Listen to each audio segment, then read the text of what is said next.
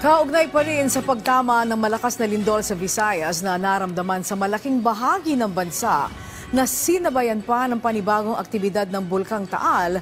Makakapanayam natin ngayon si PHIVOLCS Director Teresito Bacolcol. Magandang hapon po, Dr. Bacolcol. Yes, ma'am. Magandang hapon din po sa inyo, ma'am. Opo, ano po itong fault na naging sanhi ng magnitude 6.9 na lindol sa Cebu? Okay, so yung fault na nag-generate ng earthquake last night is an offshore active fault na makikita natin sa northeast ng Cebu Island. So, wala po itong pangalan but nasa dagat po kasi. And this is the one that triggered, that generated the magnitude 6.9 earthquake last night. Okay, and this did not trigger any possibility of mga tsunami po? Kaya po, last night, naglabas po tayo ng tsunami advisory. Saying na based on our modeling, pwede po magkaroon ng not more than 1 meter tsunami wave. So, ang expected arrival was 9:59 to until 11:20 p.m. So, hinintay natin yung 11:20 p.m. Afterwards, nagano po tayo, nilist po natin cancel po natin yung advisory kasi wala naman pong effect. Wala pong na-record or na-report sa atin na galaw ng dagat, ng pagtaas ng alon ng dagat. Po, mga ilang aftershocks na po ang naitala natin so far at particularly saan pong mga lugar ito, yung pong mga naramdaman na pinakamalakas na aftershock? So far, as of 9 a.m. kanina, nakapagtala na po tayo ng mahigit 795 to be exact aftershocks. And yung magnitude range would be from magnitude 1.4 to 4.8. So itong mga aftershocks na to would just cluster around the epicenter. So yung iba dito na around Bogo City, so doon lang po umiikot-ikot yung mga aftershocks natin. Opo, medyo malakas pa rin ho itong aftershock na 4.8. Posible po bang matrigger din ang iba pang lindol sa mga faults na katabi po nito? O konektado po dito? Kadalasan ng aftershocks po ay limitado lamang sa paligid na kung saan gumalaw ang fault. So, hindi po natin ini-expect na ito ay direct lang makapag-trigger ng ibang faults na malayo.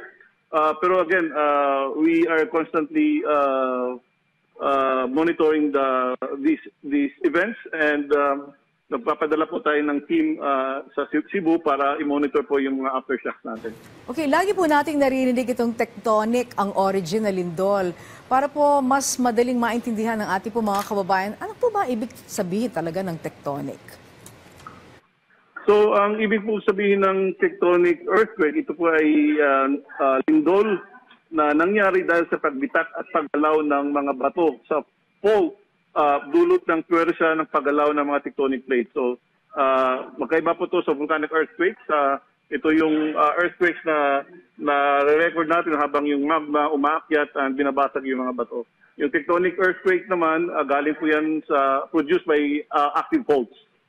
Okay, alright. Tayo po naman ay dumako sa Bulkang Taal at meron din pong naitalang eruption. Ano pong klaseng eruption naman po ito? Okay po, at kagabi, kaninang madaling araw, meron po tayong dalawang eruptions. Ito yung una, yung from 12:57 to around past 1 o'clock, mahigit 4 minutes, meron pong phreatic eruption. Umabot po yung plume ng 400 meters yung taas. And when we say phreatic eruption, this is hot volcanic materials coming into contact with water. And as a result, nagkaroon po ng steaming, nagkaroon ng overpressurization, kaya po sumabog. And we also have phreatomagmatic eruption. This is magma coming into contact with water. And ito yung nangyari nung alas 2 kanina, 2:02 to 2:15. So basically 13 minutes. And umabot po yung plume natin ng 2,500 meters yung taas. Okay. Ano po mga lugar ang affected ng ash emission and hanggang ngayon po ba meron pa nito? Yung drift ng ash kagabi is towards the northwest. Pero wala naman pong nag-report sa atin na may mga abo sa kanilang mga sa paligid. So yung mga areas to northwest of Taal would be Laurel. And yung mga malilit na mga barangay like yung Boso-Boso, Banyaga, Berinayan, and Caloocan. Base po sa inyong pag-aaral at sa mga instrumento po natin, ano po ang mga inaasahan po nating aktibidad sa mga susunod na 24 oras? Okay, so we would expect na darami pa yung aftershocks natin. But sana hindi na lalagpas pa sa 4.8 kasi by definition yung aftershock would be 1 degree lower than the main shock. Yung main shock natin is magnitude 6.9, so we would expect aftershocks to be around 5.9. So sana hindi na tataas pa sa na-record natin currently which is 4.8. Pero hindi po tayo masusurprise if magkaroon po ng aftershock na 5.9. Okay, para po sa kaligtasan ng lahat, your final message po to the public? Okay, so maging mahinahon at laging kumuha po ng impormasyon sa aming tanggapan, this our System Mandated Agency. Sa Lindol po, maging handa sa aftershocks at siguraduhin ligtas kung saan man tayo mag-evacuate, kung mag-evacuate man tayo. And sa mga naman po, sa mga nakatira around Taal Volcano, iwasan po ang papasok sa permanent danger zone. Kasi po, anytime pwede po magkaroon ng eruption katulad ng nangyari kaninang madaling araw. Alright, sige po, maraming salamat sa inyong oras. PHIVOLCS Director Teresito Bacolcol. Magandang hapon po. Maraming